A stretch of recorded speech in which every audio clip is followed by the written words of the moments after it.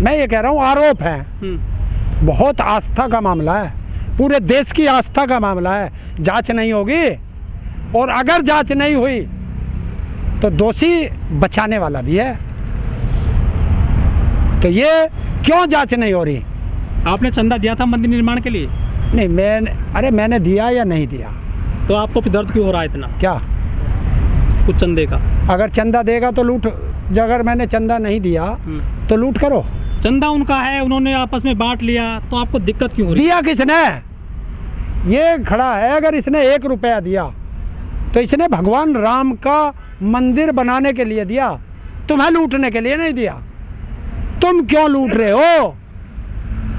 तुम लुटेरे क्यों हो? ये जवाब कौन देगा? ये जिस तरह से देश का प्रधानमंत्री का वो है सेक्रेटरी, प्रमुख सेक्रेटरी नपेंद्र मिश्र है, क्या नाम है पहले थे, वो इस कमेटी में है। तो क्या प्रधानमंत्री को नहीं है इसकी जानकारी? क्यों नहीं बोल रहे? बहुत करते हैं जय श्री राम, लूट के खा गए राम को भी। क्या जो राम मंदिर बन रहा है अयोध्या में, ये कहीं जो अड्डा तो नहीं बन गया है करप्शन का? पहले से बहुत सारे आरोप लगे हैं। देखिए, इस सरकार पर आरोप बहुत हैं, लूट बहुत हुई है, लेकिन जांच करे कौन? सीबीआई इनकी गुलाम, ईडी इनकी गुलाम, चुनाव आयोग इनका गुलाम, सुप्रीम कोर्ट का आपने देख लिया, तो कौन का जांच एजेंसी बची है? कोई देश में एक एजेंसी ऐसी बता दो जो निष्पक्ष हो। इन्होंने तो सबको गुलाम बना के तानाशाह बनना चाह रहे हैं, और जो आवाज उठाए वो देशद्रोही। यही तो तानाशाह होता है कि जनता मरती है, मरने दे, सड़कों पे मर जाए किसान। 471 से ज़्यादा शहादत हो गई किसानों की, एक शब्द निकला। वो तो आपको किसान मानते नहीं है ना। चलिए, हम किसान नहीं है तो फिर किसान कौन है? और अगर हमें किसान नहीं मानते तो 12 दौर की बात किससे की है उसमें विज्ञान भवन में, वो बता दें।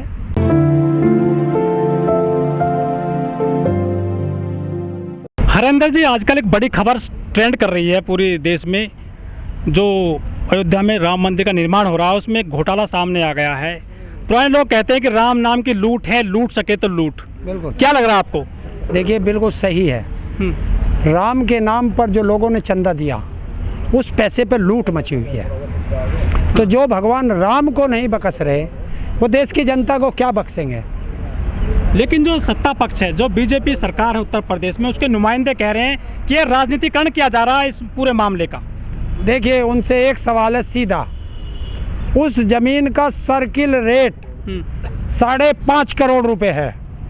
तो जब सर्किल रेट से, हमारे हिंदुस्तान में नियम है कि सर्किल रेट से कम पे रजिस्ट्री नहीं हो सकती, तो जब 5.5 करोड़ रुपए उसका सर्किल रेट है, तो 2 करोड़ में रजिस्ट्री कैसे हुई? 18.5 को भी भूल जाओ, पहले तो उस पे आओ। तो ये लूट है, कौन उसका जिम्मेदार है? और प्रदेश के मुखिया योगी जी ने उसको क्लीन चिट दे दी, तो अपराधियों के साथ खड़े हैं। लोकतांत्रिक तरीके से सरकार चुनी है, चाहे योगी जी की हो, चाहे मोदी जी की हो, आप तानाशाह बताते हैं उनको। अरे, लोकतांत्रिक चुनी है, इस जनता ने चुनी है, और ये जनता सवाल कर रही है, तो जवाब कौन देगा? बताइए, कौन देगा जवाब? सरकार देगी। तो क्यों नहीं देती जवाब? विधायक चुने, हमारी बात विधानसभा में उठाएंगे, उठाई किसी ने? 7 महीने से ये किसान सड़कों पे पड़ा है, किसी ने सुनी इनकी? देश के प्रधानमंत्री को चुना इन्होंने, संसद में उठी आवाज, क्यों? इनकी बात क्यों नहीं सुनी जा रही किसान की? वो वार्ता के लिए बुला रहे हैं आपको। किसने बुलाया है? 22 जनवरी के बाद किसने बुलाया? किसानों ने तो लेटर भी लिखा, वार्ता करिए, बुलाया उन्होंने। भाजपा के नुमाइंदे कहते हैं कि किसान नहीं है, बिचौलिए हैं, आड़तियां हैं, असली किसान तो खेत में काम करता है। देखिए, फिर मैं कहूँगा कि आप भाजपा को कहते हो, हमारी भाजपा से लड़ाई है कहाँ? हमारी तो भारत सरकार से लड़ाई है।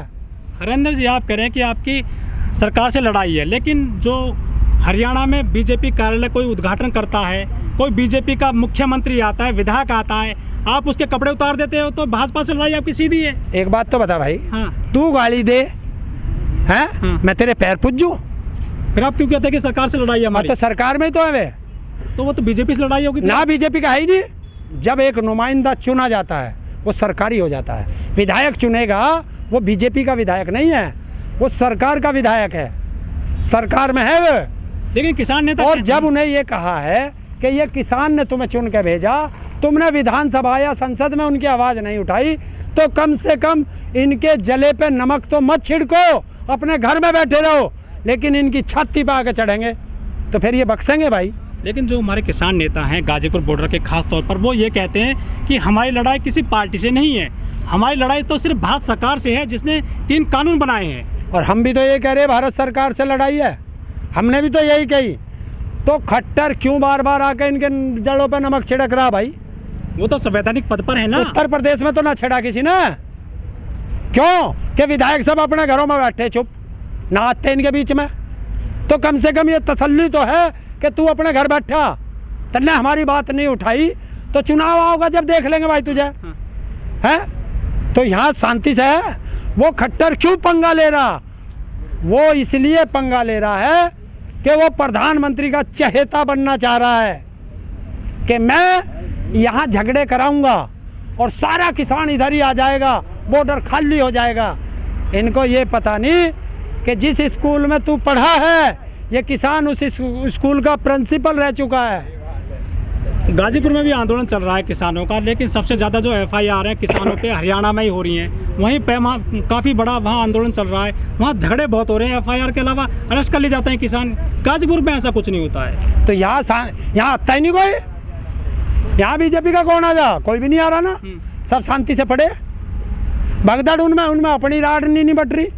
250 विधायक जो है वहाँ योगी जी के खिलाफ हैं। पहला मुख्यमंत्री होगा देश का, प्रदेश में, जब से आज़ाद हुई भारत, जो आज़ाद हुआ था भारत, जिसके मुख्यमंत्री काल में मुख्यमंत्री के खिलाफ विधानसभा के अंदर 200 विधायक धरने पे बैठ गए हों। हरेंद्र जी, पेट्रोल के अलावा सरसों का तेल भी 200 से पार हो गया है, जबकि पेट्रोल तो विदेश से आता है, उसकी कीमतें विदेश में तय होती हैं अधिकतर, वो महंगा होता है, जाहिर सी बात है। लेकिन सरसों हमारे देश में काफ़ी होती है, 200 से ऊपर चला गया सरसों का तेल। कौन है इसके पीछे?